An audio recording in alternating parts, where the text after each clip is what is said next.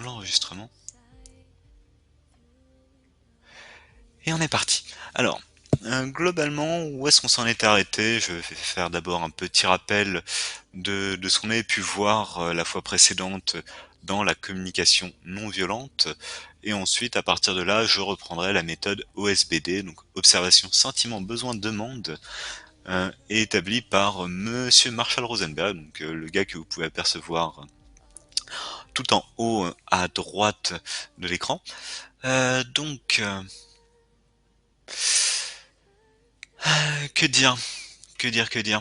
Donc la CNV, donc la communication non violente dans l'acronyme de base, c'est avant tout un état d'esprit.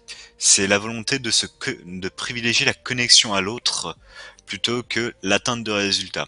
Lorsque j'interagis avec l'autre, ce n'est pas pour obtenir quelque chose de lui, pour le manipuler ou pour le mettre dans une situation dans laquelle il sera obligé de de faire ce que je veux en fait, de se soumettre à ma volonté, mais au contraire, il sera dans une situation où, eh bien, je m'ouvrirai à lui et il sera en mesure de s'ouvrir à moi, d'établir une réelle connexion l'un envers l'autre, et à partir de là, eh bien, de pouvoir tous les deux en sortir enrichis, grandis, plutôt que d'apprendre au mieux à manipuler l'autre pour essayer d'en tirer le maximum à son propre bénéfice. Ça, c'est clairement pas de la communication non violente, c'est clairement pas son objectif.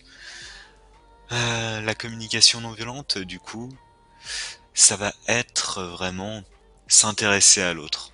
Et pour cela, bah, ça va aussi impliquer d'utiliser de nouveaux outils et notamment un nouveau paradigme. Un paradigme, c'est un ensemble de d'éléments euh, qui vont définir la manière d'appréhender ce que l'on perçoit. Donc le paradigme actuel, c'est celui du bien et du mal, d'un référentiel assez subjectif de ce qui doit être fait, de ce qui ne doit pas être fait.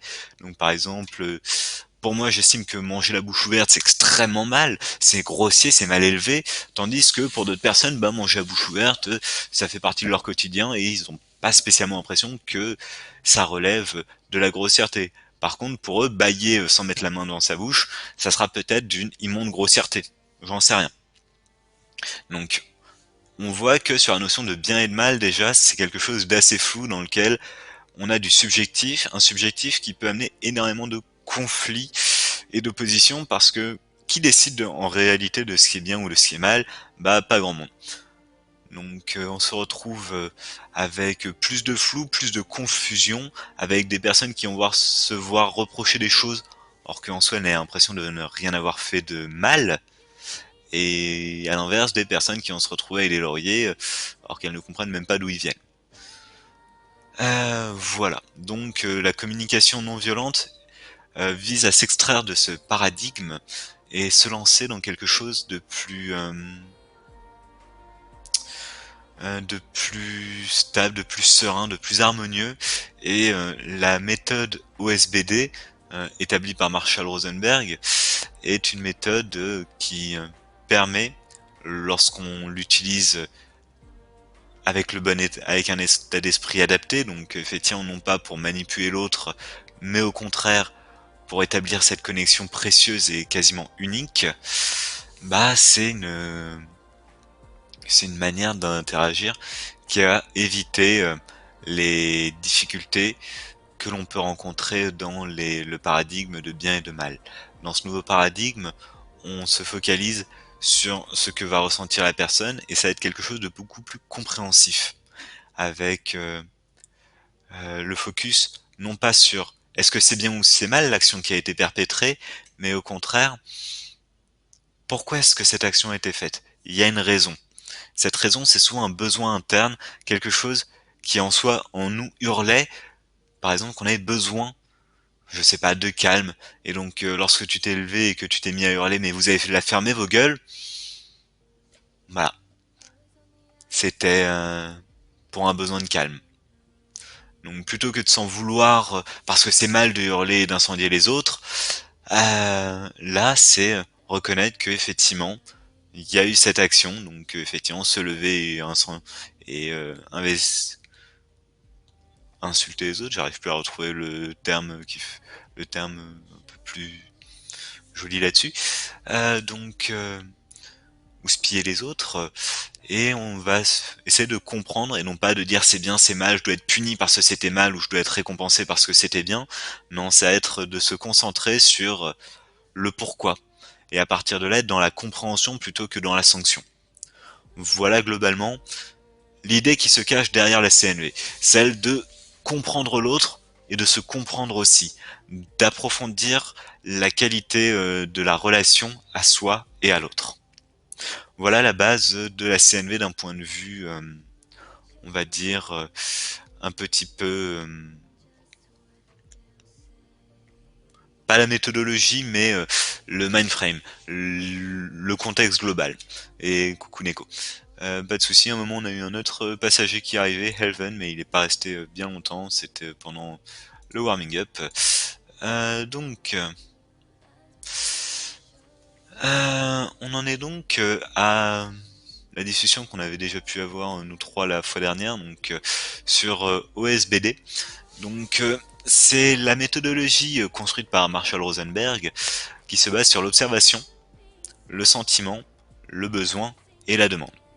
Donc de base, c'est plutôt simple, c'est 4 étapes, mais ces 4 étapes qui, lorsqu'elles sont mixées, lorsqu'elles sont avec elles ne sont pas distinguées l'une de l'autre, peuvent apporter énormément d'incompréhension, énormément de flou, et c'est souvent là-dessus qu'on se situe habituellement dans les conversations, on va dire classiques.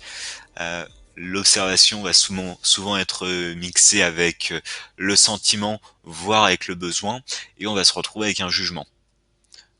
Par exemple, tu es gentil, bah en soi c'est un magnifique jugement, mais il n'y a pas d'observation réelle là-dedans. L'observation, ça sera un élément concret, distinguable, sur lequel on puisse tomber d'accord. Le fait que tu sois gentil, c'est pas une observation. Il y a un sentiment qui est marqué dedans, c'est celui effectivement de la joie, parce que bah après ça peut être différents besoins. Est-ce que c'était un besoin d'écoute? Est-ce que c'était un besoin de compréhension, un besoin de partage? Il peut y avoir une foule de besoins qui peuvent justifier le fait que je ressente du plaisir, de la joie vis-à-vis de notre relation. Et donc tu es gentil, c'est un jugement qui apporte beaucoup de confusion. Donc on va reprendre étape par étape et n'hésitez pas à intervenir vu qu'on n'est pas trop nombreux, c'est assez faisable pour moi de lire le chat et répondre en direct. Hein. Euh, et on fera même le test éventuellement si ça vous intéresse. Après ça serait c'est juste une possibilité de se co aussi sur Discord pour avoir la discussion par là. Je sais pas ce qui sera le plus intéressant, mais pour l'instant, enfin si ça vous intéresse, bah évoquez-le quoi. Donc, observation, sentiment, besoin, demande. On commence par... Ah oui, pourquoi une girafe sur le PowerPoint? Donc girafe le plus gros un des mammifères les plus imposants, mais c'est celui qui a de grandes oreilles pour écouter avec empathie, un long cou pour voir au-delà des jugements et partager cette conscience, quelque chose de plus serein, le plus gros cœur des mammifères terrestres parce que la CNV est le langage du cœur, et enfin des sabots parce que la girafe exprime ses besoins avec authenticité et elle est en mesure de se défendre. Ça, c'est l'animal qui représente la communication non violente selon Marshall Rosenberg. C'est l'animal auquel on a attribué différentes valeurs.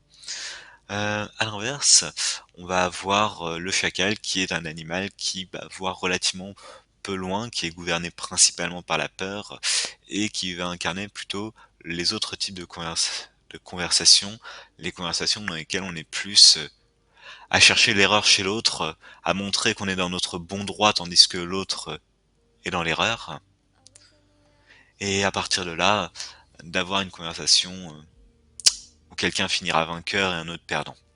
Là n'est pas l'idée de la CNV, et c'est pour ça que l'on se retrouve bien à réfléchir un petit peu là-dessus. Ok. Bon. Donc commençons avec l'observation. Donc comme je l'expliquais, donc les 4 étapes et 2 modes, à la fois l'expression authentique pour exprimer ce que l'on ressent, mais aussi le reflet empathique pour recevoir ce que dit l'autre. Donc c'est la base réelle de la CNV, c'est effectivement cette qualité, cette connexion. Donc là, on voit les observations qui sont à distinguer de l'interprétation, de l'évaluation, comme je le disais. Donc un jugement, par exemple, tu es gentil, ça clairement, c'est un jugement, j'en parlais un petit peu plus tôt en intro. Mais par exemple, il y a d'autres jugements qui sont plus insidieux, des jugements même vis-à-vis de soi. Parce que tu es gentil, bah, je peux le dire à une personne, mais je suis paresseux, ouais, je suis feignant. C'est aussi un type de jugement, mais qui peut avoir un impact considérable vu que ça va limiter en fait mes capacités parce que je me dis ah, bah c'est normal que j'y arrive pas parce que je suis paresseux et ça me donne à la fois une excuse et en même temps ça me ça m'enferme dans une certaine vision du monde dans laquelle eh bien j'ai cette étiquette le paresseux, or que effectivement c'était peut-être qu'à un moment dans le passé je n'ai pas fait quelque chose parce que j'ai vraiment besoin de repos et à ce moment-là j'ai privilégié un besoin de repos plutôt qu'un besoin de partage ou autre et on se retrouve avec l'étiquette je suis paresseux et du coup à chaque fois que j'envisage de faire quelque chose, je me dis non mais j'y arriverai pas, je suis paresseux. Donc ça peut être relativement désastreux et c'est un jugement. Mais après il y en a encore d'autres qui seront présents et qui vont limiter la perception d'un individu dans sa complexité. C'est par exemple, et là-dessus j'ai eu un petit débat avec Otelf et Neko, c'est par exemple c'est un cuisinier ou c'est un prof. Cette personne-là ouais c'est un prof. Alors qu'en soi, ok, c'est un prof, mais ça se trouve à côté il fait du JDR, il aime bien les jeux vidéo, il aime bien je sais pas on va dire les petits chocolats chauds, il aime bien qu'est-ce que je pourrais dire d'autre, manger indien en compagnie, en bonne compagnie. Il peut y avoir une multitude d'éléments, mais le fait de dire ça à un prof, ça va cadrer la personne, ça va mettre dans une case, ok cette personne là c'est un prof. Et à mes yeux cette personne ce n'est rien d'autre. Du coup si c'est un prof, bah limite on s'en fout, il fait pas partie de la case humain, il fait partie de la case prof. Du coup, l'insulter, ouais, c'est ok, il le mérite, c'est un prof. Lui cracher à la gueule, ouais, ok, pas de problème, c'est un prof. Lui manquer de respect, c'est un prof. On arrête de voir l'humain qui est derrière, on voit simplement la fonction. Et à partir de là, à partir du moment où on cesse de voir l'humain pour voir simplement une partie de l'humain, on peut arriver dans des dérives assez tragiques. Et c'est pour ça qu'il faut rester vigilant quant à son observation parce que c'est elle qui va définir ensuite notre manière d'interagir avec le monde. Euh, et et Neko qui m'écrit et par rapport au contexte, est-ce qu'il et il besoin quoi lui? Réponse c'est un prof, du coup il faut rien. Voilà. Effectivement, des jugements qui peuvent aussi être attachés à une fonction, qui vont aussi limiter après les clin d'œil Neko. Mais effectivement, c'est quand même relativement associé à ça, quoique depuis le confinement, il y a eu pas mal de, ré- de révélations chez les parents, comme quoi les profs, bah c'est pas si simple ce qu'ils font.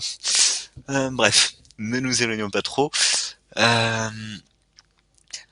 donc,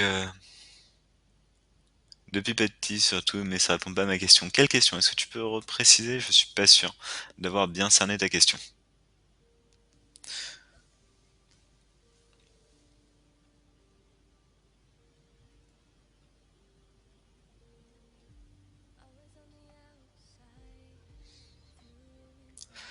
L'utilisation du terme, c'est un en fonction du contexte. Bah effectivement, là je l'utilisais par rapport à la fonction. Oui, je parle d'étiquette et de jugement. Ça permet de catégoriser. C'est quelque chose qui, en soi, a été développé par rapport à un mécanisme évolutif. Effectivement, bah, il enseigne globalement. Tu peux dire que sa fonction, oui, c'est un prof. Là-dessus, effectivement, bonne question. Et comme réponse à un prof, bah, il est en... Ouais, non, effectivement, là-dessus, je pense que ça serait pas réellement associé à un jugement.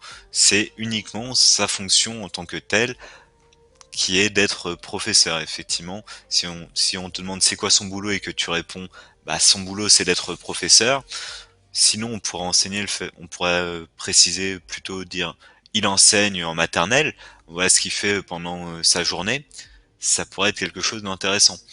Après, dire c'est un prof, à ce niveau-là, non, je pense que ça serait pas forcément associé à un jugement, tandis que lorsqu'on intègre la personne, non pas enfin lorsqu'on considère la personne uniquement par sa fonction, là on risque de tomber dans quelque chose qui va restreindre notre perception, et c'est dans ce contexte-là qu'on aura peut-être plus de difficultés, et que cette étiquette de prof va être limitante, vu qu'on ne verra plus l'être humain qui est derrière, on verra plus forcément tout ce qui est autour, on verra simplement c'est un prof.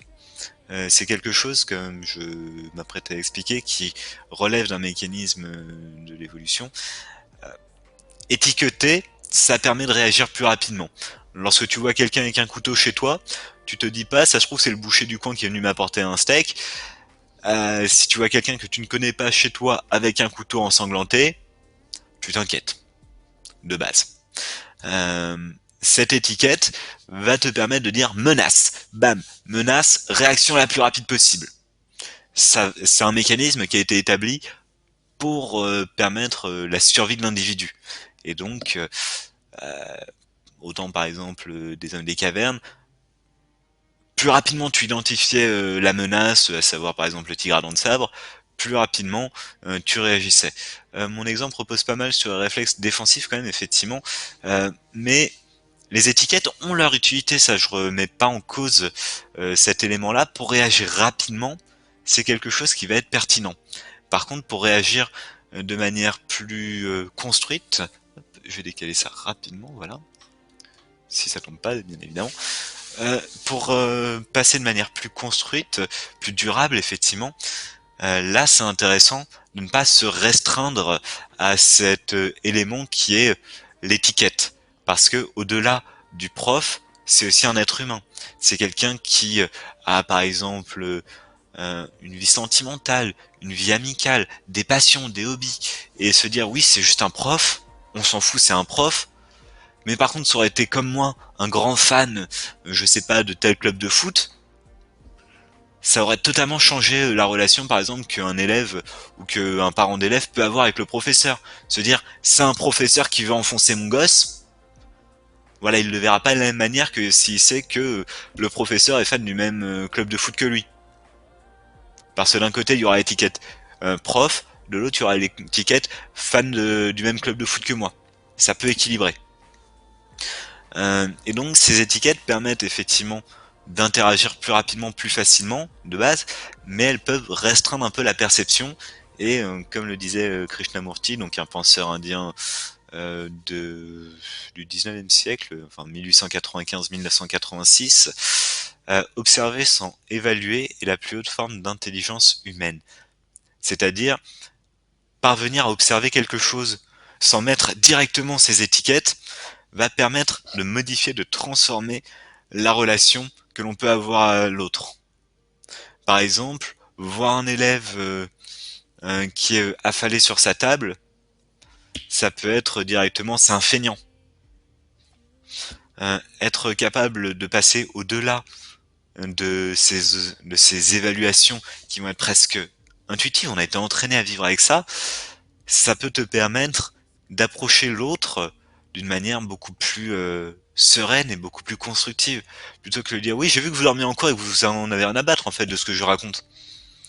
Bah peut-être s'interroger sur pourquoi est-ce que j'ai écouté, j'ai vu que vous étiez la tête sur la table, les yeux fermés, j'aurais aimé savoir pourquoi est-ce que vous faites ça, pourquoi est-ce que vous venez en cours pour faire ça, j'ai l'impression que vous suivez pas, et vous voir ainsi, je ressens beaucoup de confusion en fait, parce que moi j'ai un besoin de partage, et lorsque je vous vois ainsi, je ressens, ah oui, de la confusion et de la colère. Euh, Ça pourrait être quelque chose comme ça. Et après, l'élève peut expliquer que, bah, effectivement, la nuit était totalement atroce parce que chez lui, ça a hurlé jusqu'à 5 heures du matin. Voilà. Question bête concernant le petit affalé. Si je pense, lui, s'il continue comme ça, il aura des problèmes de dos. Euh, Constat, supposition ou jugement? Très intéressant comme question, et ça nous mène à un élément qui est le mode de communication dans lequel les observations vont être mêlées d'évaluation.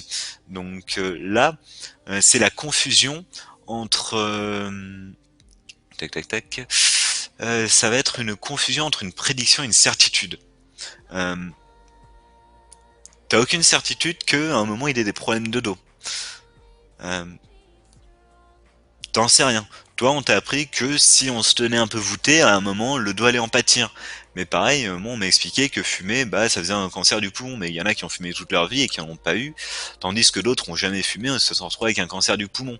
Donc dire oui, si tu fumes trop, t'auras un cancer du poumon. Euh, c'est c'est une confusion entre une prédiction et une certitude. Ce que tu fais en fait là, c'est une prédiction. Euh, Tu ne peux que supposer, t'as aucune certitude que cette personne, parce qu'elle a été courbée à un moment, aura des problèmes de santé. Euh, et du coup, ça nous permet de passer assez rapidement sur la partie suivante, parce que je déblatère, mais le temps tourne. D'ailleurs, oui, c'est bon, ça enregistre. Donc, c'est les différentes confusions qu'on peut avoir. Donc, l'emploi du verbe être sans indiquer que c'est un jugement. Ça, par exemple, c'est quelque chose qui peut poser problème. Par exemple, il est mauvais à l'essai. Pour les lolistes, hein, bien évidemment. Euh, Ça, c'est quelque chose qui relève du jugement. Alors que par contre, de dire que dans cette partie, j'ai fait du 3-0 et lui du 0-4, ça c'est une observation. Dans cette partie, effectivement, si on regarde les stats, moi je suis en 3-0, lui est en 0-4. Conclusion, bah, il n'y a pas spécialement de conclusion à en tirer, c'est juste que dans cette partie, il y a eu cet écart-là. Peut-être qu'il y a des problèmes de co, peut-être qu'il avait quelqu'un qui l'ennuyait à côté. Il y a une multitude de réponses. Euh, ou simplement, effectivement, j'ai plus d'entraînement que lui sur le poste d'ADC. Pareil, dire tu es trop généreux, c'est un jugement. Euh, Alors que dire quand je te vois donner tout ton argent de poche, je pense que tu es trop généreux. Là, effectivement, on cadre le fait que euh, c'est quelque chose qui relève de moi. Le fait que moi je t'estime trop généreux, ça n'engage que moi. Ça se trouve, t'es pas spécialement trop généreux, mais par rapport à mon référentiel, effectivement, bah il y a quand même une certaine générosité qui peut même te porter préjudice.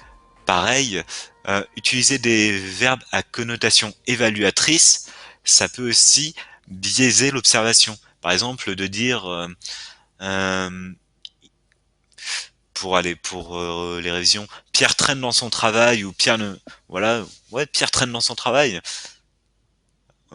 C'est une, ouais, c'est une évaluation masquée en fait. Alors que dire qu'il ne commence à réviser que la veille des examens, c'est effectivement c'est le cas. Hein.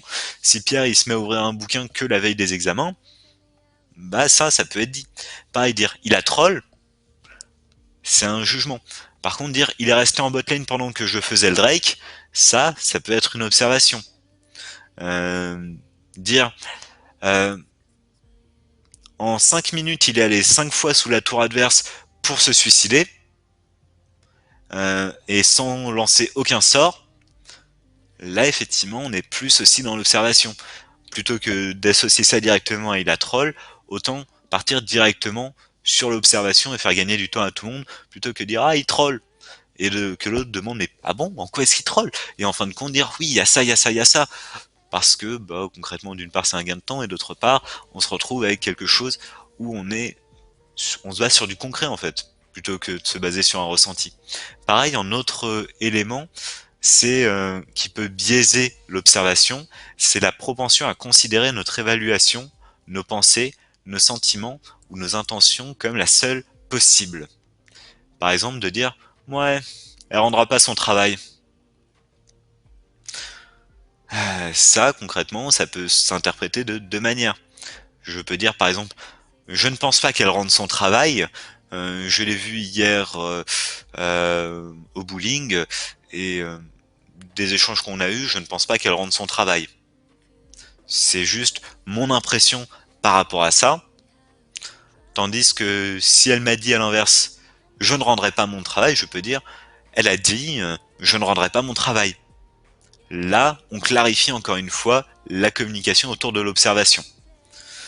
Euh, Pareil, dans le point de vue du gaming, dire la partie est perdue, bah c'est C'est nos pensées, c'est notre évaluation qui va prendre le dessus, alors que dire je pense que nous allons perdre, là c'est quelque chose qui relève de mon observation, de mon ressenti.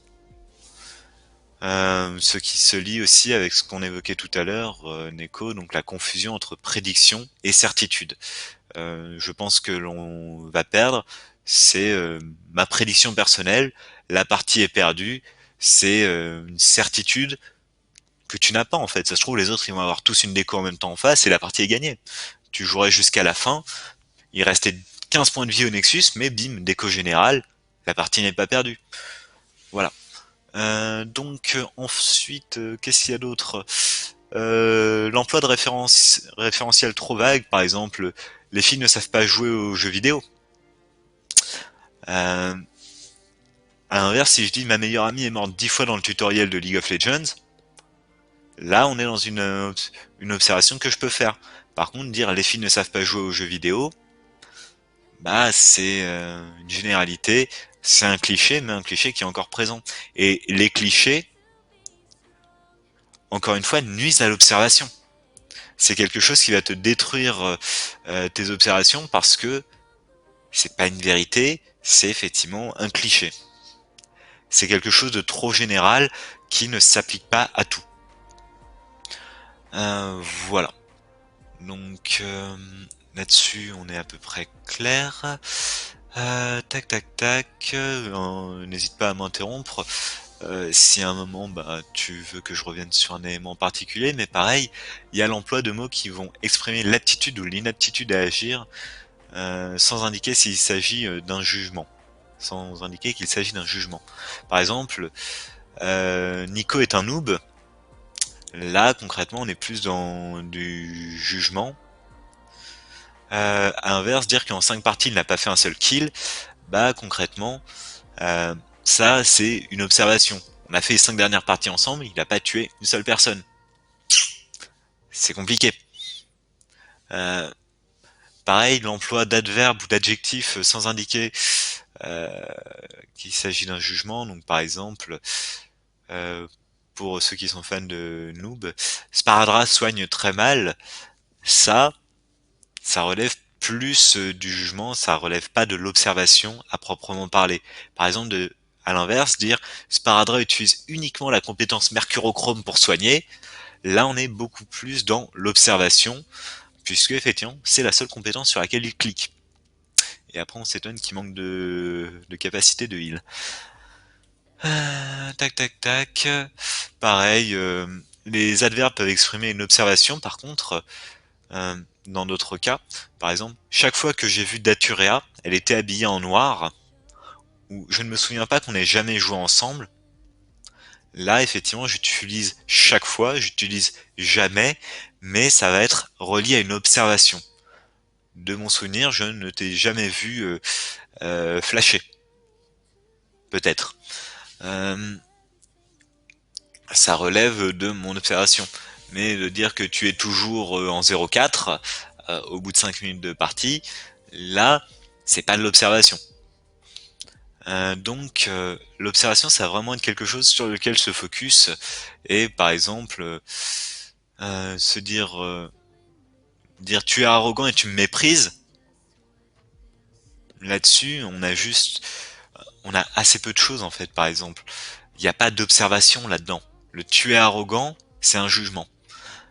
Et tu me méprises, c'est un autre jugement. Donc, la meilleure chose à faire pour commencer avec une phrase de ce type, c'est peut-être d'essayer de creuser pour essayer de comprendre en quoi est-ce que la personne a pu percevoir cela en fait. Hop, je check juste un petit truc. Ouais, on y reviendra après. Quelques petits exemples. Neko, et s'il y a d'autres personnes, mais là j'ai l'impression que tu es seul sur le chat, donc d'ailleurs, merci hein, d'être présente ma chérie. Euh, donc, euh, hier, Jean était en colère contre moi sans aucune raison. Observation ou, euh, ou jugement selon toi?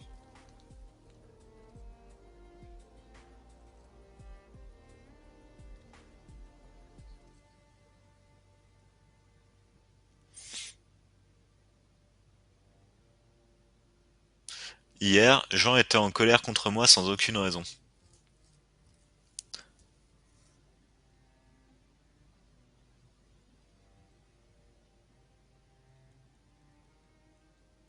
Bon.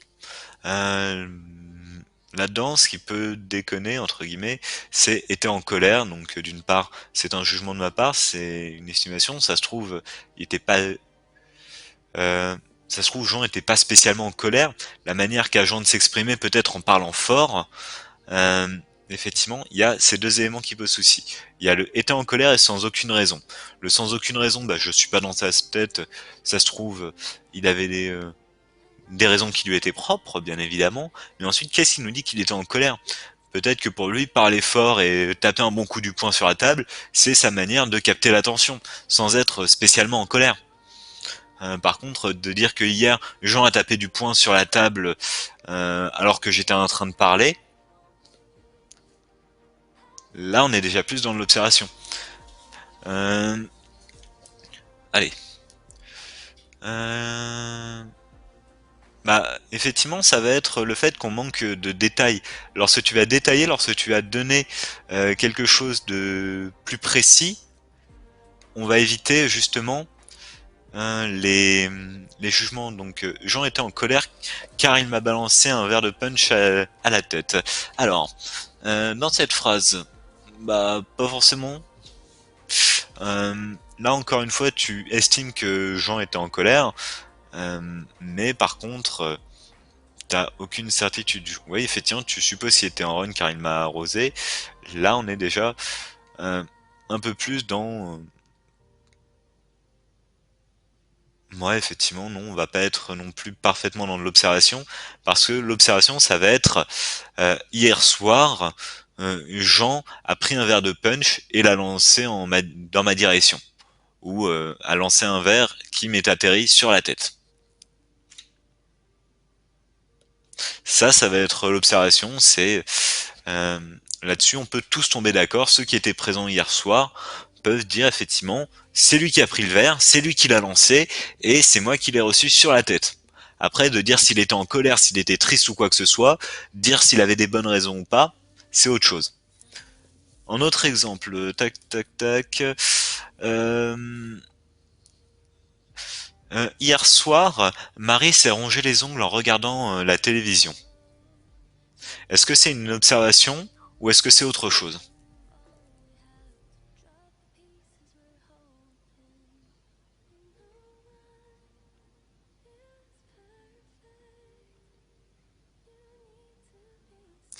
Yes, c'est une observation, effectivement. On l'a vu qui était en train d'attaquer ses ongles tout en regardant la télévision. Olivier ne m'a pas demandé mon avis pendant la réunion.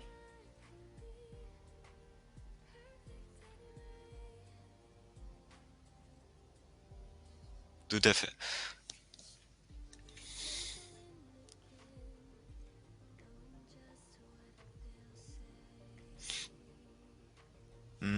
Olivier ne m'a pas demandé mon avis pendant la réunion.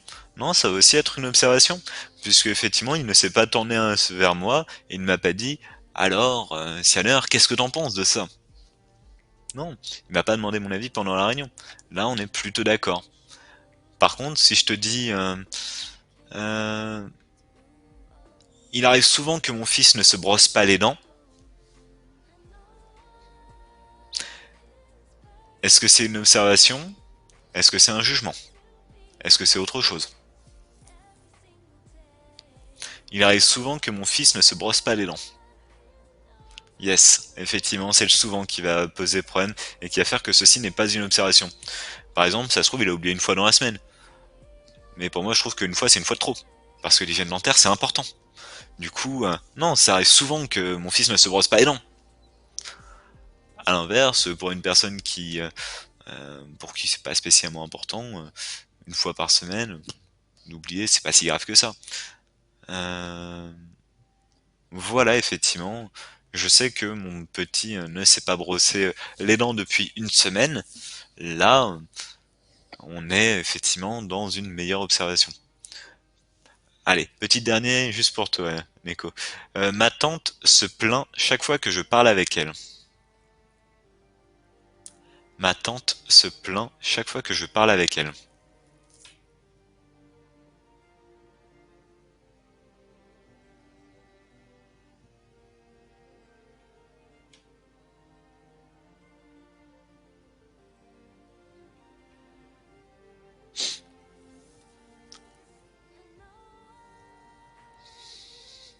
Difficile? Pourquoi donc?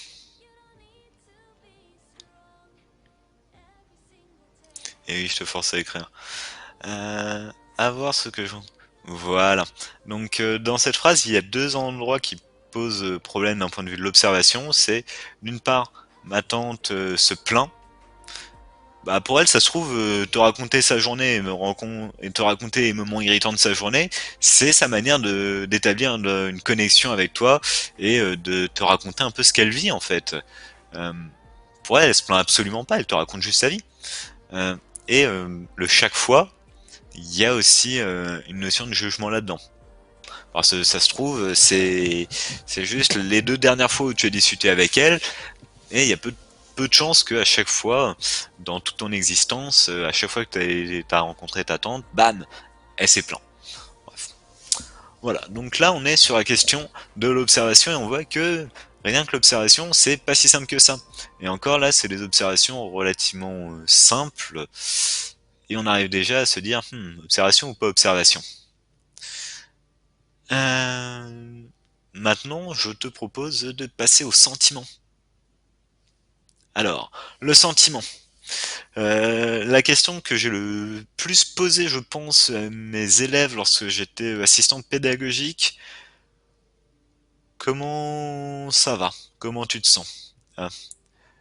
Si je dis les trois dernières conversations se sont conclues sur un comparatif des voiles avec... ouais, effectivement, si ça, on est, je pense, plus dans de l'observation. Si effectivement, au cours des trois dernières conversations que tu as avec ta tante, il y a eu ce comparatif qui est arrivé sur la table, là, effectivement, on est plus dans de l'observation. Donc, pour ce qui est du sentiment, comme je le disais, la phrase que j'ai le plus eu, enfin que j'ai le plus posée à mes élèves, c'est d'abord, bah, comment est-ce que tu te sens? Et la réponse que j'ai le plus souvent eue, c'est bien. Alors, bien, ça veut tout et surtout rien dire. Alors, il y a une myriade de sentiments qui sont souvent agrégés sous quelques sentiments. Donc là, par exemple, c'est des sentiments que bien pourrait inclure. Je sais pas, non, je pense que c'est pas très lisible, mais du coup, je vais en lire quelques-uns. Donc je me sens admiratif, je me sens détendu, je me sens égayé, je me sens émerveillé, je me sens encouragé, je me sens étonné, je me sens exalté, je me sens en extase, je me sens fasciné, je me sens en liesse, je me sens joyeux, je me sens mobilisé, je me sens optimiste, paisible, passionné, radieux, ragaillardi, transporté, vivifié, plein d'entrain, d'affection, de zèle. Il y en a une multitude, et juste dire bien, bah effectivement, c'est ne pas s'ouvrir à ce que l'on ressent, c'est ne pas s'ouvrir à ce que l'on vit, et à partir de là, déjà, pour l'interaction avec l'autre, c'est un peu plus compliqué, mais aussi pour l'interaction avec soi, parce que petit à petit, à force de juste utiliser bien ou mal, on va finir par être dans quelque chose de plus binaire, même dans sa relation à soi. Soit je me sens bien, soit je me sens mal. Et je n'aurai pas la capacité de distinguer que là, c'est pas que je me sente mal, c'est que je me sens épuisé, ou que je me sens exaspéré, ou que je me sens excédé, ou que je me sens méfiant. Et le fait est que, en perdant cette subtilité, c'est aussi les moyens d'interagir et de réagir en fait que l'on va perdre, puisque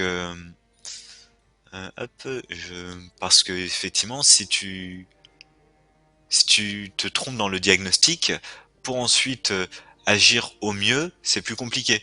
La formule comment ça va est à modifier une formule de politesse, une formule qu'on lance à quelqu'un en le croisant dans un couloir qui remplace presque le salut ou le bonjour. Du coup, on n'attend pas forcément de réponse ou alors pas détaillée. Effectivement, Par on, je dis je, mais flemme de tout retaper. Ok. Euh, ouais, c'est dommage. À mes yeux, je préfère dire bonjour à une personne que je croise dans le couloir. Mais effectivement, si la manière dont elle se porte m'intéresse, dans ce cas-là, effectivement, bah, lui demander comment elle va, comment elle se sent. Là, ça a un sens, et c'est ce que j'essaie de faire avec les élèves, c'était de les pousser, eh bien, à travailler plus sur ce registre-là, de d'être en capacité de s'exprimer en fait, et d'exprimer ce qu'ils ressentent. Et si on n'est pas cap, si je ne suis pas capable d'exprimer mes sentiments, bah après, je suis juste capable de dire je me sens bien, je me sens mal. Et à la fin, on pourra tomber dans des relations où l'autre dira ouais, j'ai le sentiment d'avoir épousé un mur. Il exprime aucun sentiment. Alors qu'en soi, lorsque tu dis j'ai le sentiment d'avoir épousé un mur, bah ce que tu dis à travers ça, c'est que tu te sens seul, que tu as besoin d'une certaine intimité, d'un certain contact affectif, et que tu te sens seul. Voilà. Donc j'ai le sentiment d'avoir épousé un mur. Là, on est plus dans du jugement. Personnellement, j'ai tendance à demander tout va bien à la place de comment ça va. Oui. Après, le tout va bien. Euh, je sais pas, je suis pas forcément très à l'aise avec ça parce que à la fois ça implique que soit tout va bien et dans ce cas-là, ok, tu me dis oui et puis basta, soit tu me dis non et dans ce cas-là, on en fait quoi?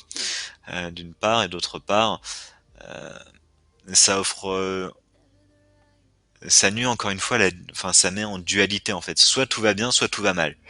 Alors que ce qui m'intéresse, c'est plus les nuances de savoir si tu te sens anxieux, si tu te sens blessé, bouleversé, effrayé, ne serait-ce ne serait-ce qu'un peu, ne pas avoir peur d'exprimer ces éléments-là. Donc ça va être un travail conséquent, mais c'est oser laisser paraître sa vulnérabilité, le pourquoi de celle-ci. Donc le sentiment, c'est effectivement comment je vais me sentir et apprendre à l'identifier. Hmm. Et après, dans les expérimentations que tu as une majorité de oui, mais après, ça dépend ce qu'il y a après le mais. Parce que d'ailleurs, c'est un des attendus sociaux que je trouve assez récurrent. On attend l'autre qu'il aille bien.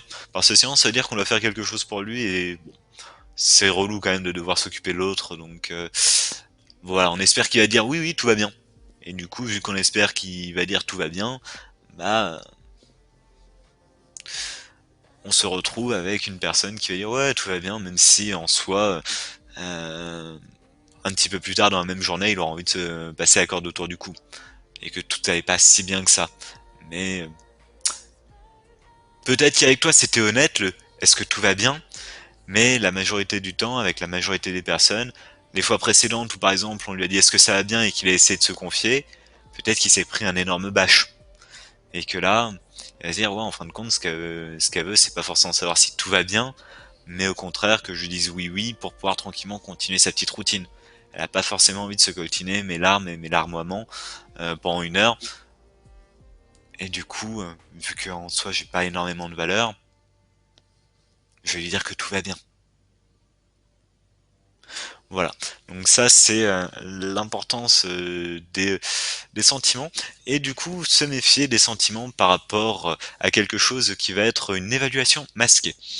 Donc les sentiments, j'en évoquais quelques-uns, par exemple attendri, apaisé, joyeux, qui vont se différencier par exemple des évaluations masquées, qui sont je me sens accusé, je me sens jugé, je me sens insulté, je me sens méprisé, je me sens floué. Euh, Par contre, je me sens irrité, je me sens lassé, je me sens mal à l'aise, ça ce ne sont pas des évaluations masquées. Euh, Globalement, les évaluations masquées, c'est souvent lorsque c'est la faute de quelqu'un d'autre. Si je me sens bafoué, si je me sens coincé par quelqu'un, si je me sens étouffé.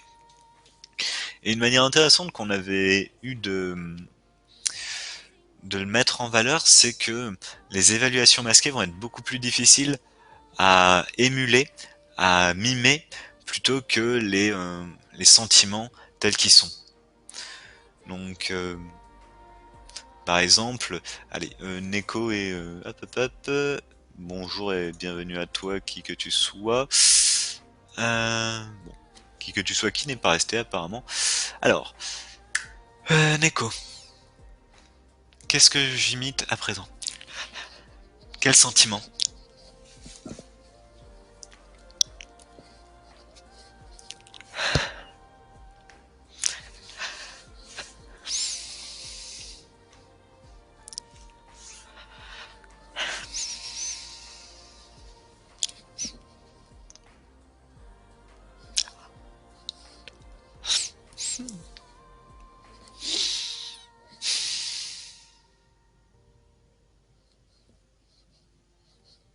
Pas tout à fait. Alors qu'est-ce que ça peut être? Ah, peut-être l'habitude que je ne montre pas énormément ce sentiment-là. Mais bon, bref. Je pensais c'est plus mes capacités d'acteur, mais effectivement, je m'orientais sur la joie. Alors qu'à l'inverse, quelque chose comme la tristesse, j'aurais aussi... Non, c'était de la joie. En mode, avec le sourire. Oui, je suis dans la caricature, mais encore une fois, j'essaie de le mimer. De mimer, si tu préfères. Ça, c'est plutôt la célébration. Ah. Le stream bug de ton côté, je dirais, de mon côté, ça a l'air d'être ok. J'ai aucune perte d'image. Donc voilà, tu me tiens au courant si ça revient. Et quand c'est revenu, parce que pour l'instant étant ma principale spectatrice, ça n'a pas vraiment de sens d'avancer sans toi. Euh, du coup, à l'inverse, voilà, exactement. Euh, donc, quelque chose où je suis en mode,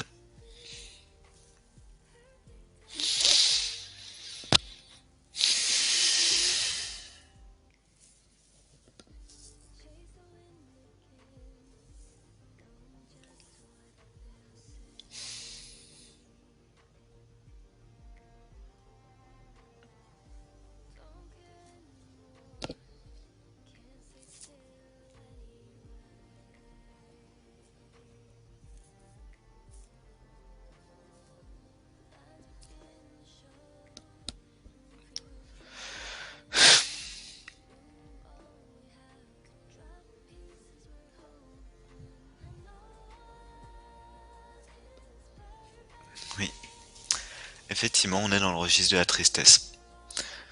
À l'inverse, je vais tenter quelque chose d'autre maintenant. Euh, et je pense que ça va être un peu plus compliqué.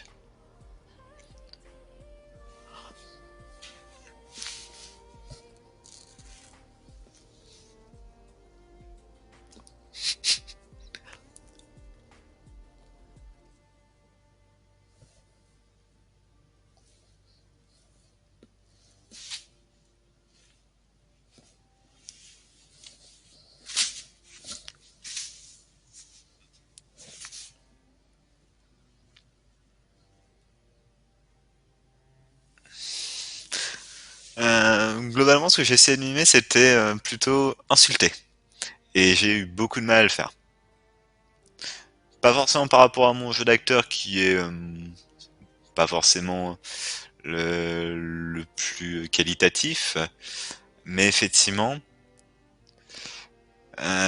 c'est quelque chose qui est beaucoup plus compliqué à mimer parce que je me sens insulté, c'est insulté par quelqu'un, c'est une évaluation masquée et les évaluations masquées sont bien plus compliquées à exprimer que que les sentiments en soi. Voilà, voilà. Du coup, je l'aurais quand même fait, ma petite séquence de mime. Mais il y a un petit piège dans certains sentiments. Par exemple, lorsque tu dis j'ai le sentiment d'avoir épousé un mur, ou j'ai le sentiment que ça ne sert à rien, ou je me sens nul aux jeux vidéo. Là, globalement, ce sont des interprétations mentales. Par exemple, je me sens nul aux jeux vidéo. Reprenons juste celle-là. Est-ce que je suis déçu de mes talents de gamer? Ça, c'est de la déception. Est-ce que je me sens impatient de progresser? Peut-être. Est-ce que je me sens mécontent de la façon dont je joue? C'est une troisième interprétation possible. Je me sens nul aux jeux vidéo. Du coup, le fait de dire je me sens ne va pas rendre tout ce que tu dis après de l'ordre du sentiment. Faut bien garder ça en tête. C'est pas le mot magique je me sens et ensuite tu mets tout ce que tu veux. Non. Voilà, donc ça méritait quand même d'être dit. Par exemple, je me sens insignifiant. Ça peut vouloir dire, ça peut être relié par exemple au découragement, à la tristesse. Je me sens ignoré. Par exemple, je me sens ignoré. Ça peut être parce que, ouais, effectivement, ça peut être parce que je suis effrayé. Mais ça peut aussi être du soulagement, effectivement, si j'ai surtout pas envie d'être repéré à cet instant-là, le fait d'être ignoré, bah, c'est du soulagement qui est derrière. En fonction du contexte, le fait que l'autre personne ne fasse pas attention à moi, ça peut être du soulagement, la colère, la déception. Il peut y avoir une multitude d'éléments. Du coup, ignorer, ça peut avoir l'air d'un sentiment, mais ça en est pas un. Que dire de plus? Tac, tac, tac. Le passé, le futur peuvent faire partie des observations, des sentiments, peuvent faire partie des observations. À l'inverse, les sentiments sont dans le présent. Effectivement, lorsque je repense à un événement qui s'est passé dans le passé, c'est à présent que je vais aussi ressentir des sentiments. Ce qui va m'intéresser, moi, c'est les sentiments qui sont vivants actuellement. C'est sur eux que je vais traverser, que je vais travailler, parce que effectivement, se soucier de ce que j'ai pu ressentir lorsque j'étais plus jeune et que j'ai vécu par exemple un traumatisme, c'est intéressant, mais ce qui est encore plus intéressant à mes yeux, c'est de se focus sur les sentiments que je vis actuellement, parce que on risque de, à moins d'avoir une mémoire mais vraiment parfaite, mais savoir comment je me suis senti lorsque je me suis pris un mur lorsque j'étais petit, je m'en souviens pas exactement. C'est des interprétations. Je me dis, ah bah j'ai dû être en colère, j'ai dû être effrayé. Du coup, je vais plaquer ces sentiments sur cette sensation. Par contre, je peux te dire comment je me sens actuellement par rapport à cet événement qui m'est arrivé lorsque j'étais gosse de me manger un mur par un croche-patte. Actuellement, bah, j'ai plutôt fait mon deuil là-dessus et je me sens relativement apaisé.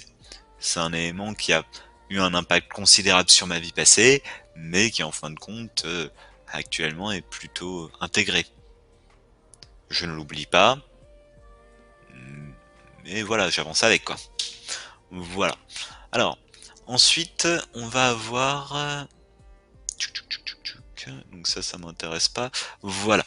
On en avait déjà parlé un petit peu la fois dernière brièvement. Ce sont les 4 façons d'entendre un message. Donc, ça va être relié au fait d'assumer la responsabilité de ses sentiments. Comme je l'évoquais précédemment, les sentiments, c'est quelque chose qui est en moi. Quelque chose qui va être relié avec un de mes besoins, qui va être déclenché du coup par un élément extérieur. L'élément extérieur, c'est juste le déclencheur. Mais s'il n'y avait pas la dynamite à l'intérieur, ça exploserait pas. Voilà. Donc les 4 façons d'entendre, je ne sais pas si tu arrives à lire. D'une part, tu as les oreilles de chacal contre moi. Donc par exemple, on va pas reprendre celle du PowerPoint, donc je crois le jugement de l'autre, donc gros naze, effectivement, il a raison, je suis vraiment un gros naze, mais plutôt, je vais reprendre rapidement celle de Monsieur Marshall Rosenberg, qui nous disait, par exemple, la première possibilité, c'est de nous sentir fautifs en entendant un reproche et une critique. Par exemple, si on me dit « Tu es l'individu le plus égoïste que j'ai jamais connu », qui nous dit une personne en colère, en choisissant de nous sentir visés, nous pourrions nous dire « J'aurais dû être plus sensible ». Nous acceptons alors le jugement de l'autre et nous nous accablons de reproches. Cette option nous fait baisser dans notre propre estime en favorisant des sentiments de culpabilité, de honte et de dépression. La deuxième possibilité, ça va être de rejeter la faute sur l'autre.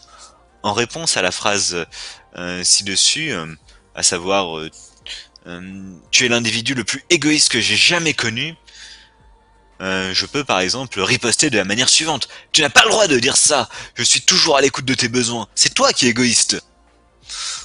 Et lorsque nous recevons des messages de cette façon, nous retournons le reproche à notre interlocuteur et nous risquons d'éprouver de la colère. La troisième possibilité, c'est de percevoir nos sentiments et nos besoins, de porter attention à nous-mêmes. Nous répondrions alors: lorsque je t'entends dire que je suis l'individu le plus égoïste que tu aies jamais connu, je me sens blessé, parce que j'ai besoin que les efforts que je fais pour prendre en compte tes préférences soient reconnus. Donc là, concrètement, il souligne comment est-ce qu'il se sent et à quel besoin est-ce que c'est relié. C'est un besoin de reconnaissance par rapport aux efforts qui ont été mis en place.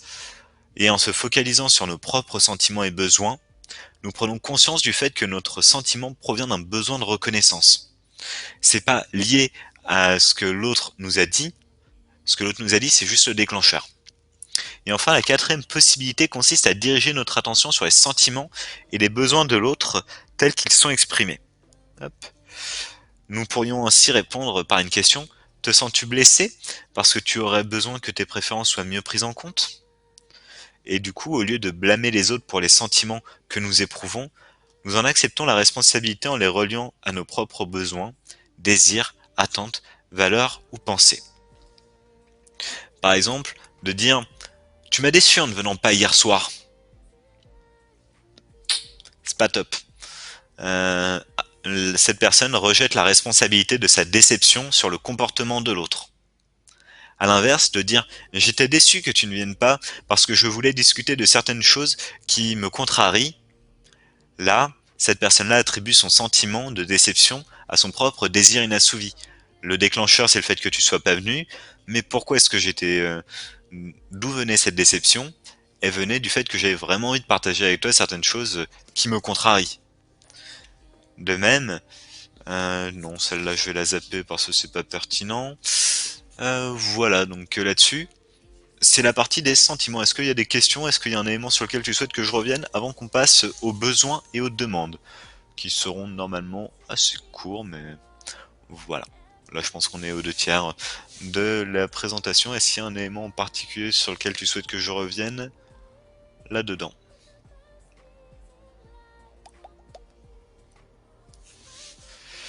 Ok, alors on va pouvoir passer aux besoins. Donc les besoins, pour prendre une petite citation de Marshall Rosenberg, c'est: les besoins sont des manifestations de la vie. À travers les besoins, on va pouvoir euh, être en lien avec ce qui est important pour nous. Les besoins sont à l'origine des sentiments. Un besoin qui est rempli, qui est assouvi, ça sera quelque chose qui va générer plutôt des sentiments positifs. À l'inverse, un besoin qui n'est pas assouvi, un besoin qui est en creux, en fait, globalement, c'est comme un gouffre, un puits qui attend d'être rempli par voilà, par certains sentiments. Là, concrètement, ça va plutôt générer des sentiments négatifs. Et du coup, lorsqu'on exprime son besoin par un jugement, l'autre risque d'y entendre une critique. Et si l'autre y entend une critique, de par le paradigme classique, il va se mettre en défense ou il va riposter.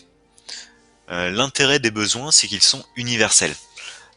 S'il y a la pyramide de Maslow dont on pourrait parler, mais globalement, les besoins, il y a des besoins de subsistance tels que le besoin d'abri, le besoin de lumière, le besoin d'oxygène, le besoin de santé. Il y a des besoins aussi d'autonomie tels que l'accomplissement, le besoin de flexibilité, de liberté, de simplicité, de solitude. Des besoins d'affection tels que la bienveillance, la douceur, le réconfort, la tendresse. Les besoins d'interdépendance tels que l'acceptation, l'attention, la communication, la confiance.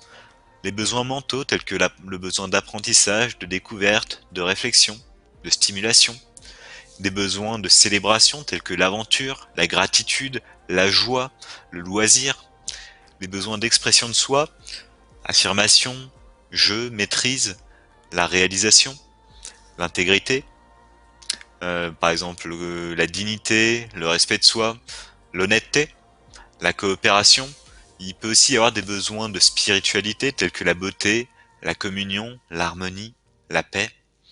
Et il peut aussi y avoir des besoins tels que les besoins de deuil, comme le détachement, l'acceptation, le deuil de nos limites, de nos besoins inassouvis, de personnes disparues.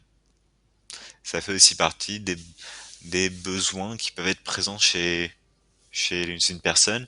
Et c'est assez fabuleux, c'est que les besoins sont universels.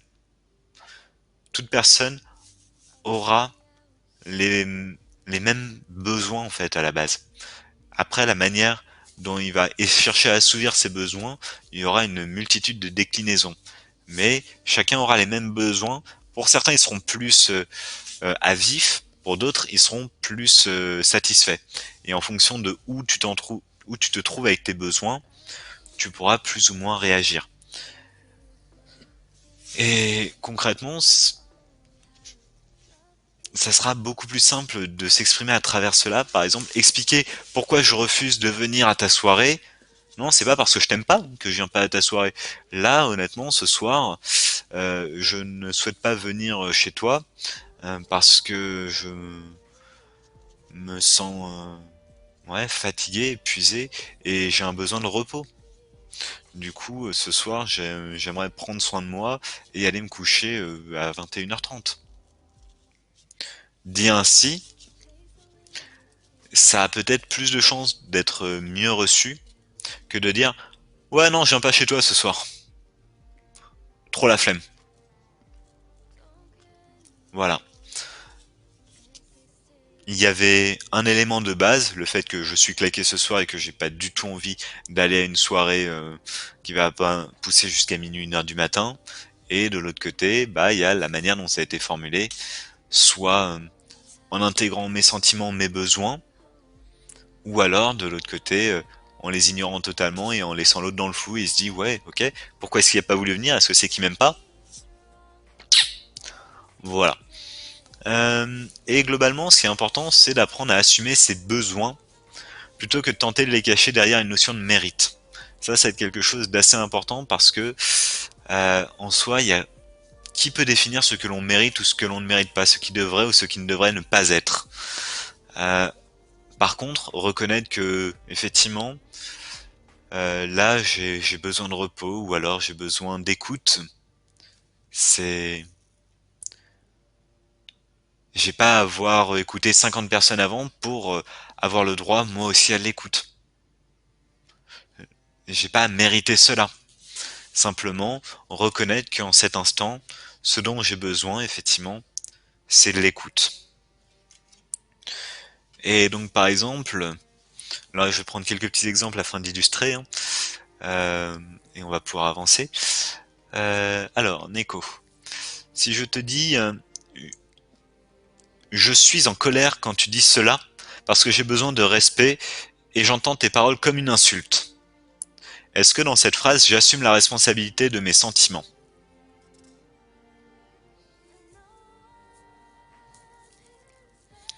Je suis en colère quand tu dis cela, parce que j'ai besoin de respect et j'entends tes paroles comme une insulte. Est-ce que j'assume la responsabilité de mes sentiments?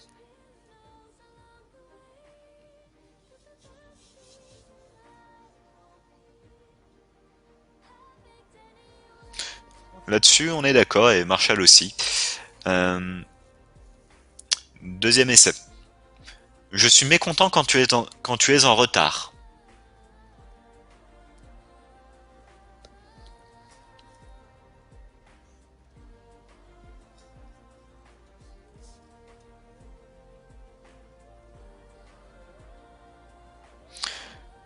Je suis mécontent quand tu es en retard.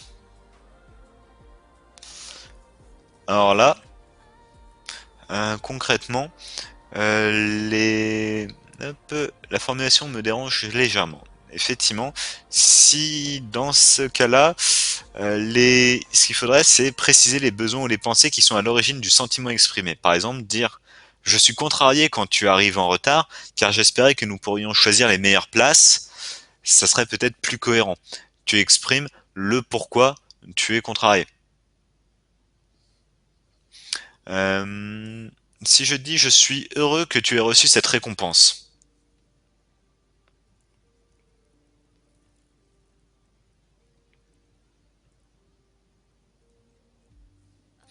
Je suis heureux que tu aies reçu cette récompense.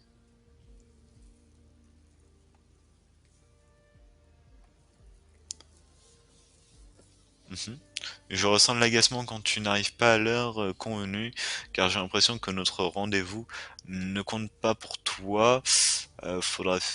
Ouais, ça peut être intéressant, juste se méfier parce que j'ai l'impression que notre rendez-vous ne compte pas pour toi. Tu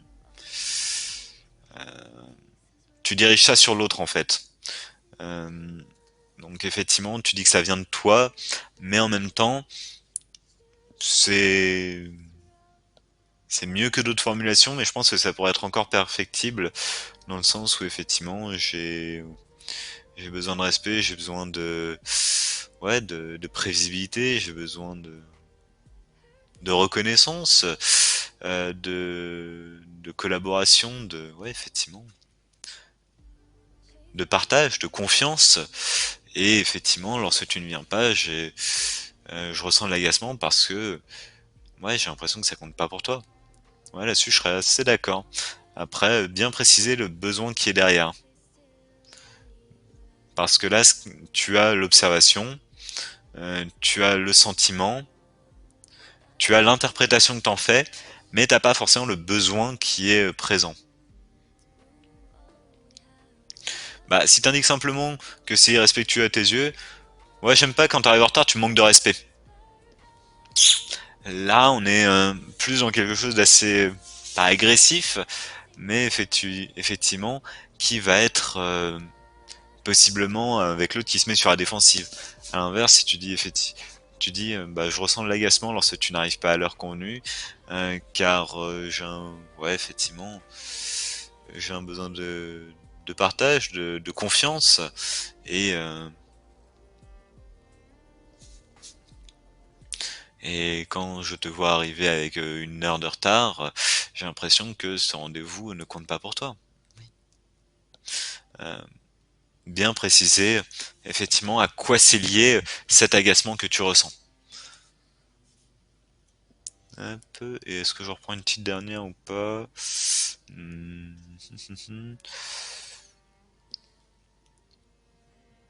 Par exemple, si je dis j'ai peur quand tu élèves la voix. Là, euh, on va se retrouver encore une fois avec quelque chose où tu accuses l'autre. De quoi? Ah, ok. Euh, c'est tu accuses l'autre en fait.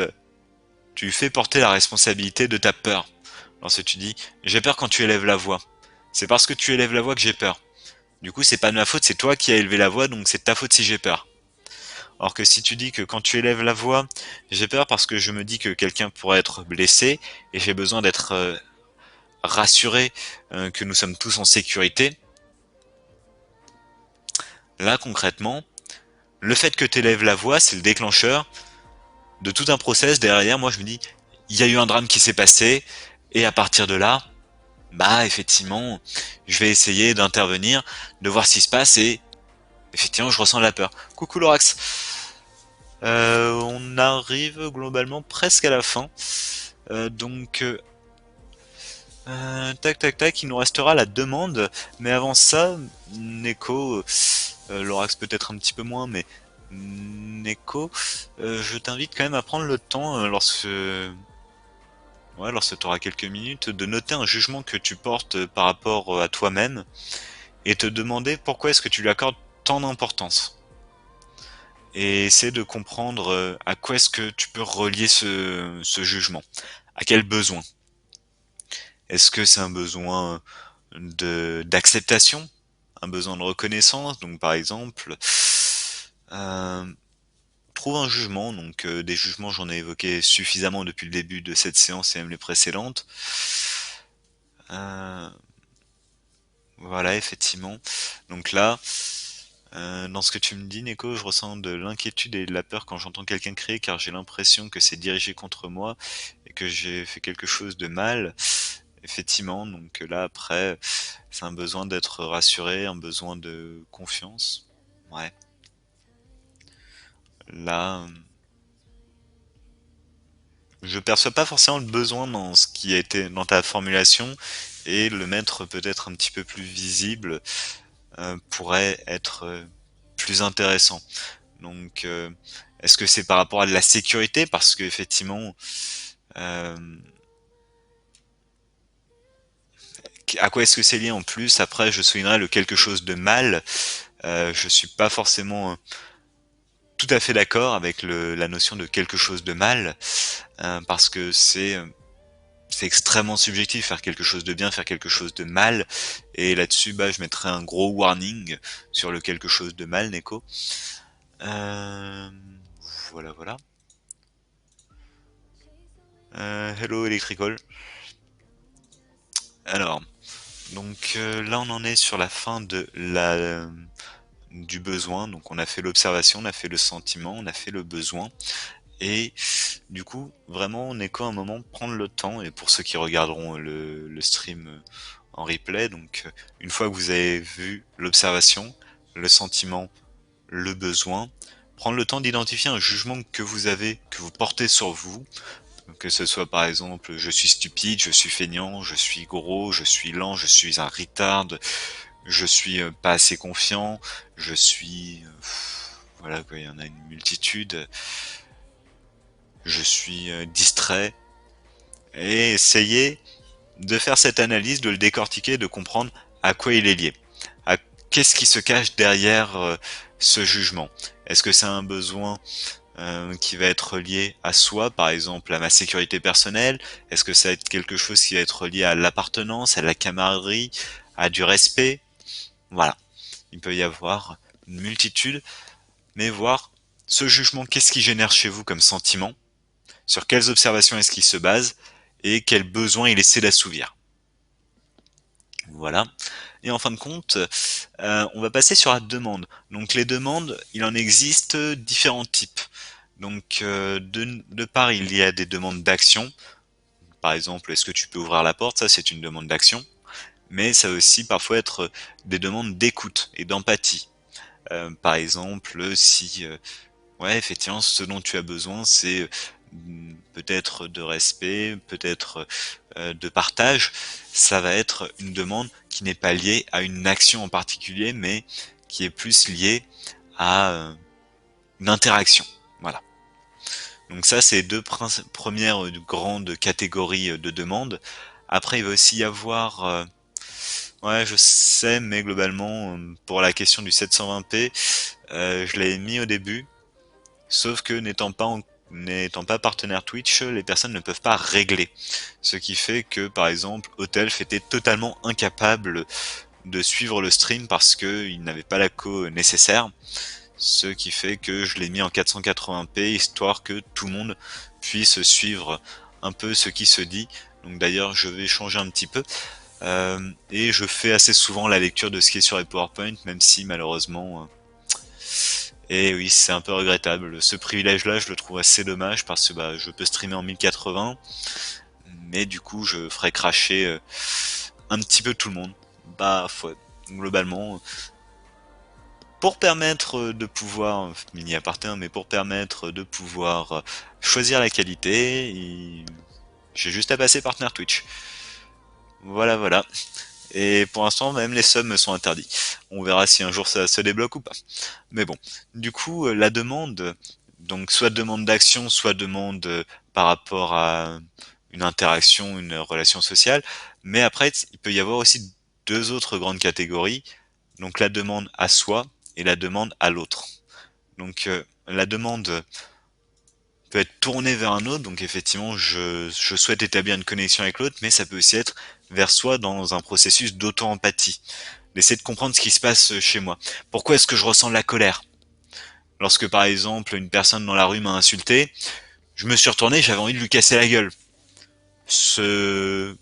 Plutôt que de céder à cela, essayer de prendre un peu de recul et se dire ok, donc là j'ai ressenti un énorme sentiment de colère. Pourquoi? Bah en fait c'est parce que là en moi il y a un besoin de respect qui n'était pas assouvi et ok, donc c'est peut-être lié au respect, mais c'est peut-être lié à la sécurité, ça peut être lié à la confiance, que sais-je. Et à partir de là, voir quelle est la meilleure stratégie une fois que tu as identifié ce qui a déclenché ta réaction, le sentiment, donc la colère, quel était le besoin derrière, parce que si c'est un besoin de sécurité que tu as et c'est pour ça que tu étais en colère, parce que bah tu voulais être sûr d'être capable de te mettre en sécurité, bah c'est pas forcément la même réaction que tu auras après, par rapport à si c'était un besoin de respect. Et à partir de là, choisir la meilleure stratégie, la meilleure demande à partir du moment où tu as identifié le besoin. Et une demande, pour qu'elle soit efficace, a tout intérêt à ce qu'elle soit dans un langage d'action positif. Dire ce que tu veux au lieu de ce que tu ne veux pas. Euh, Exemple, donc là je sais pas si vous arrivez à voir le PowerPoint, mais concrètement on a un petit louveteau, petit. Concrètement, c'est un bébé chacal qui est en train de s'essayer au chant et le père lui dit mais arrête de crier, hein, tout en bouquinant un livre sur le calme intérieur. Et bah du coup, dans le deuxième onglet, le petit chacal a arrêté de crier, mais par contre il fait du tam-tam. Effectivement, il a arrêté de crier. Par contre, si ce que le père voulait c'était du calme, il l'a jamais demandé. De même, et c'est déjà arrivé, hein, il y a déjà eu des exemples comme ça, c'est même un exemple que prend Mr. Rosenberg. Une personne qui demande à son partenaire de passer moins de temps au boulot. Euh, Parce qu'effectivement, oui, je trouve que tu passes un peu trop de temps au boulot. Ok, le mari en tient compte, et ce qui fait que le mari, bah, pour essayer de satisfaire sa femme, il s'est inscrit à un tournoi de golf. Sauf que la femme, ce qu'elle voulait, c'était passer plus de temps avec son conjoint, avoir travaillé sur leur relation.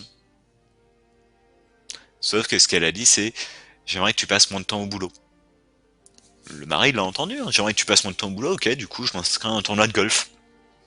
Ouais, je passe moins de temps au boulot, regarde. Sauf qu'en fin de compte, bon bah pour la femme, c'est un peu râpé ce qu'elle voulait. Donc l'important c'est d'être simple, précis, concret, réalisable et négociable. Simple parce que si c'est impossible d'évaluer si la demande a été atteinte ou pas, c'est un peu compliqué. Pareil, enfin c'est, on n'arrivera pas à s'en sortir, ça va remettre de la confusion. Pareil, c'est pour ça qu'il faut que ça soit précis, concret. Je vois pas l'intérêt de mettre une demande irréalisable parce qu'en fin de compte, elle sera pas atteinte et dans ce cas-là, on se retrouvera toujours dans une telle confusion. Et enfin, qu'elle soit négociable. Parce que si je l'atteins pas, plutôt que de sortir le fouet et me flageller joyeusement, fouet qui soit physique ou mental, hein, je parle pas forcément de sortir un vrai fouet pour chat, mais plutôt de se retrouver dans quelque chose où je vais me dire ah là là, t'aurais dû faire ça, t'aurais dû y arriver, franchement t'es vraiment un gros feignant, t'es un gros nul. Voilà, ça c'est un fouet mental tout aussi redoutable que le fouet physique par certains aspects. Et du coup, plutôt que de voir ça, c'est creuser le pourquoi est-ce que cette demande, cet objectif que je m'étais fixé, je ne l'ai pas atteint.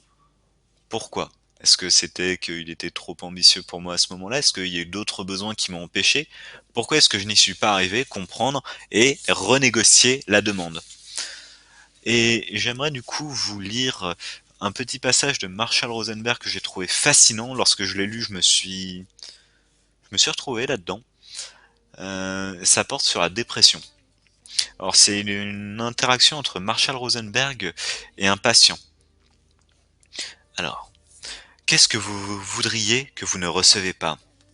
Je ne sais pas ce que je veux. Je m'attendais à ce que vous disiez cela. Pourquoi? Je suis persuadé que nous sombrons dans un état dépressif parce que nous n'obtenons pas ce que nous voulons. Et nous n'obtenons pas ce que nous voulons parce que nous ne l'avons jamais appris à l'obtenir. Nous avons en revanche appris à être des enfants modèles, des parents modèles. Si nous tenons à correspondre à ces modèles, autant nous habituer à être déprimés. La dépression est la récompense que nous obtenons pour notre conformité. Mais si vous voulez vous sentir mieux, j'aimerais que vous précisiez ce que vous voudriez que les autres fassent pour que votre vie soit plus agréable. J'aimerais simplement que quelqu'un m'aime. Ce n'est tout de même pas trop demandé, non? C'est un bon début, mais concrètement, que pourraient faire les autres qui satisfassent votre besoin d'être aimé? Par exemple, que pourrais-je faire ici et maintenant? Vous savez bien, Non, je ne suis pas certain de savoir.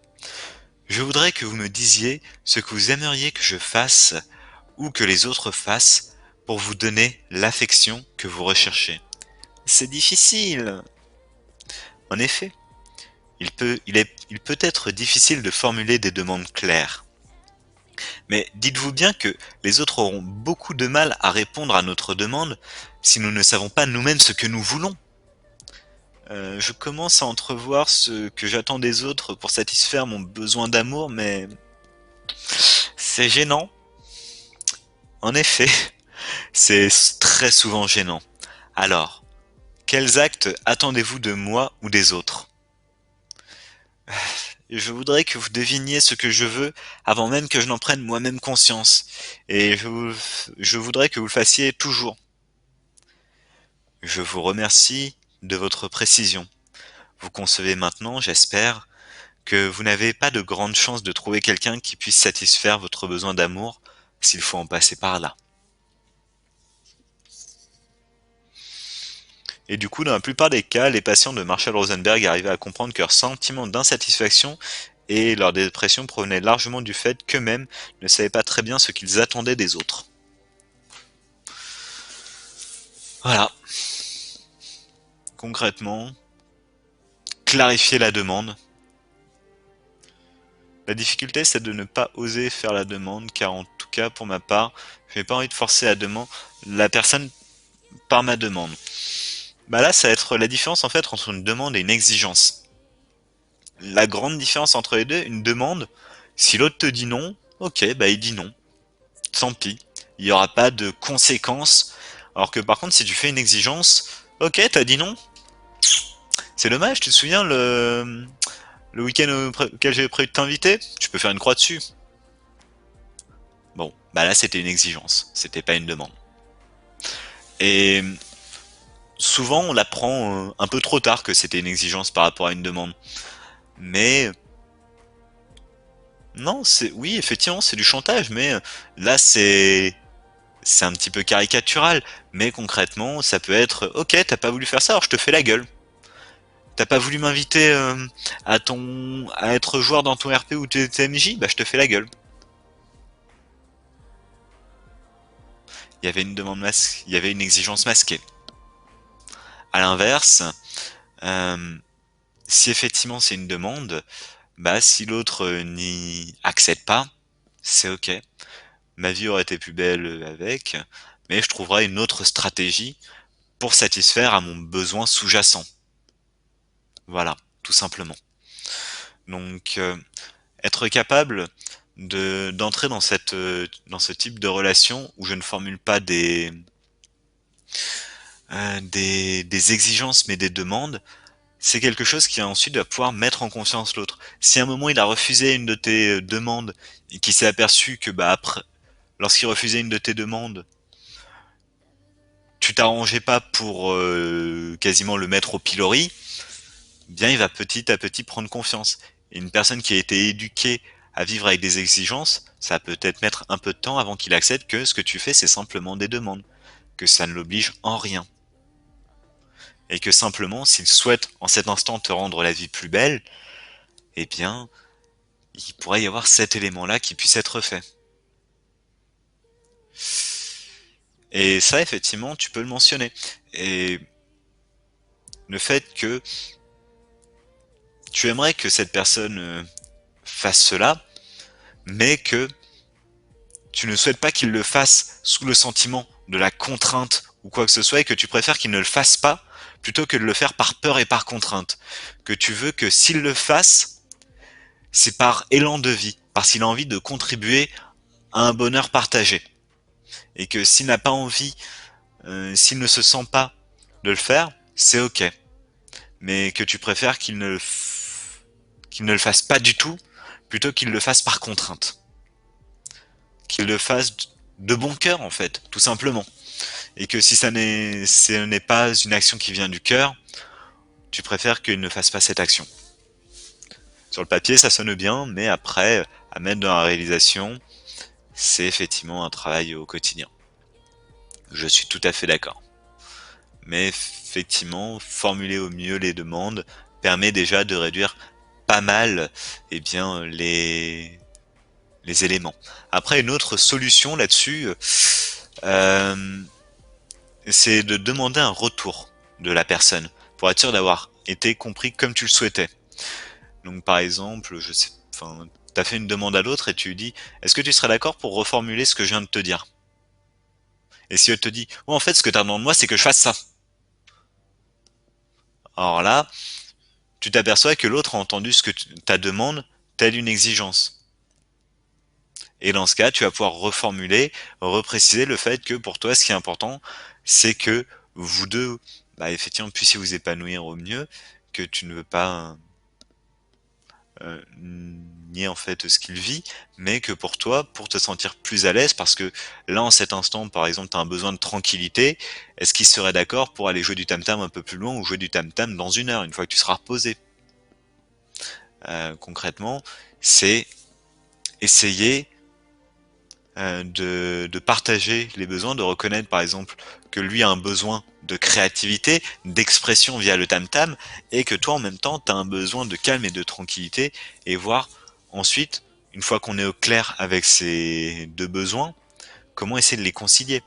Par exemple, est-ce que je vois que tu as un besoin de créativité, est-ce que tu serais d'accord par exemple pour l'instant plus pour te focus sur quelque chose d'un peu calme en créativité, et ensuite dans 1 heure, effectivement, de faire une petite séquence tam-tam si c'est vraiment par là que tu souhaites, mais vraiment pour l'instant je me sens épuisé et j'aurais vraiment besoin de calme. Voilà, ça peut être ce type d'élément qui peut être évoqué afin de d'éviter la confusion entre demande et exigence, en sachant qu'une exigence, tu pourras enfin, tu t'en apercevras une fois qu'il sera trop tard, une fois que tu te seras pris les conséquences de la part de l'autre. Mais après, tu te souviendras que cette personne, elle fonctionne plus par exigence que par demande. À l'inverse, si tu vois que il n'y a pas de conséquences négatives lorsque tu dis non, ça peut un peu mieux se passer. De même, ta demande a beaucoup plus de chances d'être acceptée si tu la structures, si tu expliques que pas simplement tu balances la demande en mode arrête de jouer du tam tam, mais que tu précises à l'inverse que là en cet instant je ressens lorsque tu commences à jouer du tam tam, là je ressens de l'agacement parce qu'en moi j'ai vraiment un besoin de tranquillité, de repos en cet instant. Est-ce que tu serais d'accord pour jouer du tam tam dans 1 heure? euh, Voilà, j'exprime ce qui est en moi. Après, si je veux, pour encore augmenter mes chances c'est me mettre en connexion avec l'autre, j'entends, alors que tu joues du tam-tam, que tu as envie, je sais pas, de créativité, de partage, euh, de, de jouer en fait, euh, j'entends ce qui se vit en toi, cette joie, ce plaisir que de jouer du tam-tam, et en même temps, de mon côté, j'ai vraiment besoin de repos, je reconnais ce qui se passe en toi, je te partage ce qui se vit en moi, et à partir de là, j'aimerais qu'on avance un petit peu ensemble. Et effectivement, toutes les émotions sont les bienvenues, que ce soit la colère, la joie, la tristesse. Hop, tiens, ça c'est plutôt pas mal. Comment aborder cela avec une personne qui ne comprend pas? C'est une personne très jeune et donc qui n'a pas les capacités, une personne qui n'en a cure. Ça va dépendre en fait un petit peu du contexte, Neko. Donc euh, concrètement, déjà réussir à te connecter à elle, essayer de clarifier le pourquoi de son intention. Et habituellement, les personnes, enfin je fais une généralisation, mais lorsque tu t'intéresses à elles, vont avoir plus de facilité à s'exprimer. J'entends par là le fait que si tu commences par dire écoute ce que moi j'ai envie, l'autre va dire ouais mais moi j'ai aussi envie d'autre chose, donc pourquoi est-ce que tu viens de dire ce que toi t'as envie? Moi j'ai envie de ça. Alors que si de base tu reconnais ce dont l'autre a envie, que tu reconnais ses sentiments, ses besoins, l'autre va se dire ok il m'a compris, il m'a perçu. T'as déjà réussi à établir la connexion avec l'autre. Et à partir de là, si tu exprimes tes besoins ensuite, il y a plus de chances que vous parveniez à établir une certaine connexion et après à voir comment vous dépatouiller. Voilà. Ensuite, pour une personne qui est très jeune là-dessus, j'ai assez peu expérimenté, donc je m'aventurerai pas. Il y a énormément de groupes de CNV qui relient par exemple Déclic pour gérer les plus jeunes, mais par exemple tu as des roues des émotions ou des éléments de ce type qui sont assez chouettes. C'est des roues avec je me sens Et donc tu as une roue extérieure avec les différents sentiments, donc une multitude, et une roue intérieure avec les besoins, donc besoin de calme, besoin de solitude, blablabla. Et du coup, tu as un petit curseur et tu fais coïncider le sentiment, je me sens en colère parce que j'ai besoin de calme. Et boum, tu parviens à une expression, donc ça serait plus pour du primaire, ensuite pour du maternel. C'est Je reconnais que c'est peut-être plus compliqué, j'ai aucune idée de comment lier ça avec des maternelles. Je dirais utiliser le maximum possible différents éléments, différents sentiments, ne pas se limiter à je me sens bien, je me sens mal, mais vraiment enrichir au maximum leur palette d'émotions, d'expressions et leur apprendre le plus tôt possible à se relier aux besoins qui sont sous-jacents. Bonjour Scarface. Donc là on est dans la quasiment dans la fin du stream qui portait sur OSBD, donc si ça t'intéresse, tu pourras éventuellement le re-regarder, il n'y a pas de souci là-dessus. Donc communication non violente, observation sentiment besoin de demande, on arrive à la partie de la demande. Enfin on clôt la partie de la demande. Voilà, où est-ce que j'en étais? Obtenir un retour afin d'être sûr d'avoir été compris tel que tu le souhaitais, donc ça c'est important. Après une expression authentique, demander ce qu'il ressent et s'il est ok pour entreprendre une action. Et l'objectif là-dedans, c'est une relation qui est fondée sur la sincérité et l'empathie. Encore une fois, si tu veux manipuler l'autre, il y a énormément d'autres solutions que la communication non violente. Mais ça sera à mes yeux plus des solutions court-termistes, parce qu'une fois que l'autre s'apercevra qu'il a été manipulé, eh ben, il sera beaucoup plus méfiant vis-à-vis de toi. Alors que la communication non violente vise à privilégier la qualité de la relation. Et plus nous nous exprimons avec précision ce que nous voulons, plus nous avons de chances de l'obtenir. Donc là par exemple, la petite lecture que j'ai faite de Marshall Rosenberg était assez enrichissante là-dessus, puisque la personne voulait se sentait triste, se sentait déprimée, voulait de l'amour, voulait de l'affection. Mais de l'amour, de l'affection, c'est quand même assez vague. Donc après, Marshall Rosenberg lui a proposé de préciser un petit peu quel genre d'amour, quel genre d'affection, quel élément concret est-ce qu'une personne pourrait effectuer afin que ton besoin d'amour, d'affection soit satisfait. Et du coup, à partir de là, en creusant sur les éléments concrets, réalisables et précis qu'une personne peut mettre en place, eh bien, on en apprend un peu plus, on peut beaucoup plus cibler sur la manière d'y parvenir. Tandis que sinon, je serais jamais satisfait parce que je sais même pas ce que j'attends des autres. Mais par contre, j'attends que les autres sachent ce que moi j'attends d'eux, sans que moi-même je ne sache ce que j'attends d'eux. Bref, tant que ma demande n'est pas claire, précise, réalisable, c'est compliqué de la demander à l'autre. Si je demande à l'autre quelque chose qui est pas réalisable, mon courage. Ouais, bah t'as pas fait ce que je t'ai demandé. Oui, mais décrocher la lune, c'est un peu compliqué. Voilà.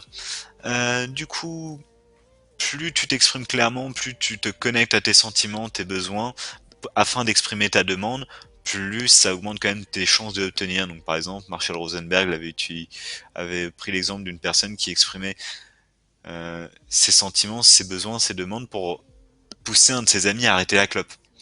Ce gars exprimait que là, en cet instant, lorsque je te vois fumer ce paquet de cigarettes, je ressens bon, je vous fais la version de courte, hein.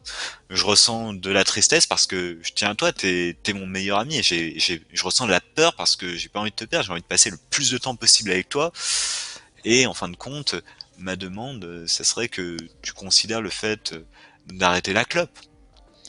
Euh, Bien entendu, l'autre a répondu, il y a eu un échange sur le fait que bah, l'autre avait aussi des inquiétudes, le fait d'être peut-être déconsidéré s'il n'y arrivait pas, parce qu'il avait déjà essayé par le passé, en fin de compte il n'avait pas réussi, et il a peur du regard des autres, si lui essaie à nouveau et qu'il échoue à nouveau, il a peur d'être déconsidéré de par les autres, et ce besoin de confiance, ce besoin d'être rassuré, ce besoin de respect, était un besoin qui pouvait être nourri, et du coup le pote l'a rassuré sur le fait que qu'il réussisse ou pas, qu'il essaie ou pas, leur relation restera identique. Ce n'est pas une exigence que je te fais d'arrêter la clope sinon on arrête d'être copains. Non, c'est simplement que bah moi ça me ferait vraiment plaisir que tu arrêtes la clope parce que bah j'ai envie de te garder le plus longtemps possible en bonne santé et ouais, je ressens de la peur lorsque je te vois fumer le paquet par jour. Du coup, est-ce que c'est envisageable pour toi, et après à voir comment ça évolue. Donc la notion de la communication non violente, c'est aussi une communication dans laquelle on se focus sur la connexion. Donc je sais pas si vous arrivez à voir le petit dessin, mais en haut il est écrit compromis. On trouve une solution qui convienne un peu à l'un et un peu à l'autre. Le focus est sur la solution avec 50% de renoncement et 50% de, de contentement. Par exemple, il y en a un qui voulait aller à la montagne, l'autre qui voulait aller à l'océan. Du coup, ils se sont mis d'accord pour aller en vacances à mi-chemin entre la montagne et l'océan. Et en fin de compte, ni l'un ni l'autre n'est satisfait parce que il n'y a pas la mer, il n'y a pas la montagne, ils sont entre les deux, tristes tous les deux. À l'inverse, lorsque le focus est sur la connexion, il y en a un qui voulait aller à la montagne, l'autre à l'océan, et la girafe va dire moi j'aime la montagne, mais je suis curieuse de savoir ce que tu vis avec l'océan. L'autre qui va être heureux de partager son vécu avec l'océan. L'océan, c'est l'endroit où j'oublie tous mes soucis, ça m'apaise tellement, cette immensité, je me sens à nouveau vaste à l'intérieur, ça me reconnecte à moi et aux autres, j'aimerais trop partager ce moment de reconnexion avec toi. Et du coup, l'autre interlocuteur qui va peut-être plus comprendre et va avoir envie de partager ça avec. J'ai envie que tu puisses vivre ça et j'ai envie d'être auprès de toi pour vivre ça en ta compagnie. Et peut-être que la montagne, ça sera pour la fois prochaine. Le focus est sur la connexion et c'est pas l'un qui l'emporte sur l'autre, c'est en sortir grandi tous les deux et savourer quelque chose, un élément de vie ensemble. Voilà. Là-dessus, on est à peu près bon. Je rappelle aussi que globalement, l'intérêt de cette méthode OSBD, c'est d'analyser. Ouais, je sais que c'est un peu compliqué à lire, je verrai s'il y a moyen de faire autrement, mais voilà, là je vous ai fait la lecture de ensemble. Tac, tac, tac. Clairement, observation, sentiment, besoin, et la demande, c'est la stratégie. Et la stratégie, une fois que tu as fait le processus, de démêler en fait le méli-mélo entre la colère, le jugement, l'interprétation, etc. Une fois que tu as clarifié tout ça, ce qui est intéressant, c'est uniquement à ce moment de réfléchir à la stratégie à mettre en place afin qu'elle ait le plus de chances de fonctionner. Parce que si tu te focuses directement sur la stratégie alors que tu ressens encore de la colère, que tu n'as pas clarifié pourquoi est-ce que tu ressentais de la colère, ça va être, ok, la première stratégie, je fous un bon coup de poing dans ce qui m'a l'air d'être la source de ma colère, on verra si ça apaise un peu. C'est pas dit que ça apaise. Voilà. Parce que souvent, la colère, comme le reste, vient de l'intérieur avec seulement un déclencheur à l'extérieur. Voilà, donc j'ai plus parlé que je ne le pensais aujourd'hui. On arrive à la fin et normalement la semaine prochaine, si tout va bien, nous aurons un sujet sur un entretien introspectif. Donc concrètement, si tout va bien, donc encore une fois, je ne garantis rien, il n'y a aucune promesse, c'est normalement ce qui est programmé, mais ça peut toujours évoluer en fonction des aléas de la vie. La semaine prochaine, j'aurai un invité avec lequel j'échangerai un peu sur lui, sur son vécu, sur faire une petite introspection et je pense que ça pourrait lui permettre de clarifier certains éléments de son vécu, lui permettre d'apporter de la lumière, de la clarté et peut-être de l'apaisement, un début de guérison, certaines pistes, voilà. Et en même temps, pour vous, j'espère que ça pourra aussi vous apporter peut-être une résonance si vous vous retrouvez un peu dans la situation de cette personne, si vous y reconnaissez un petit peu, ou alors, si vous ne vous y reconnaissez pas du tout, ça vous offrira aussi une ouverture vers un autre univers, l'univers d'une autre personne qui est à milieu de vous et que vous n'auriez pas du tout imaginé. Donc, ce que je vous invite par contre, c'est, si vous revenez la semaine prochaine sur cette chaîne, à être avec beaucoup de bienveillance vis-à-vis de cette personne, du parcours qu'elle a et l'accueillir avec le cœur et avec tout l'amour que nous pouvons lui offrir afin de lui permettre de se porter mieux et de lui permettre, si c'est possible, de ressentir un peu grandi et un peu guéri, voilà, tout simplement. Voilà, voilà. Donc, et si ça n'a pas lieu, la semaine suivante où je n'aurai pas d'entretien introspectif, ce sera un focus sur Healthy Gamer avec un sujet qui portera sur la motivation et la volonté. Donc les différents fonctionnements de base de la motivation, comment développer de la motivation par exemple, comment, parce que certains disent ouais je suis pas motivé, je suis feignant, etc. Essayer de creuser cet élément cérébral, le comprendre, mieux l'appréhender, et à partir de là, bah, ne pas se retrouver limité par ses propres a priori, on va dire. Voilà. Donc c'est à peu près tout pour la partie blabla de mon côté. Si vous avez des questions ou quoi que ce soit, n'hésitez pas. Euh, Sinon, bah, dans 1 ou 2 minutes, je clôt le stream. Voilà, donc s'il y a des questions, j'y répondrai même si ça prend 10-15 minutes. Mais s'il n'y a pas de questions, eh bien, je n'y répondrai pas du coup. Voilà, voilà. Alors, tac, tac, tac.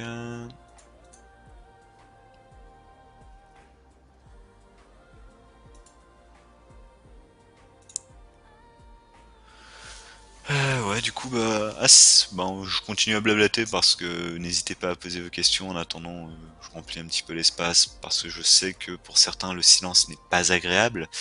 Le silence est quelque chose d'assez captivant parce qu'en même temps, bah, c'est un moment où on est en lien avec soi-même. Euh, un moment aussi parfois où on se dit ouais l'autre devrait répondre, il devrait y avoir une interaction et il n'y a pas d'interaction, il faut que je le comble pour éviter le malaise, et c'est la peur du malaise qui a poussé à la conversation. Donc dans ces cas-là le silence est douloureux, mais apprendre à s'approprier le silence est un exercice assez intéressant et sur lequel je reviendrai probablement au cours des prochains streams. Voilà, bon, bah, s'il n'y a pas plus de questions pour aujourd'hui, je vous remercie pour votre venue, pour votre écoute, et je vous dis à très bientôt. En attendant, prenez soin de vous et soyez doux avec vous-même, quoi. Sérieusement, je ne peux rien souhaiter de plus pour vous. Bye bye.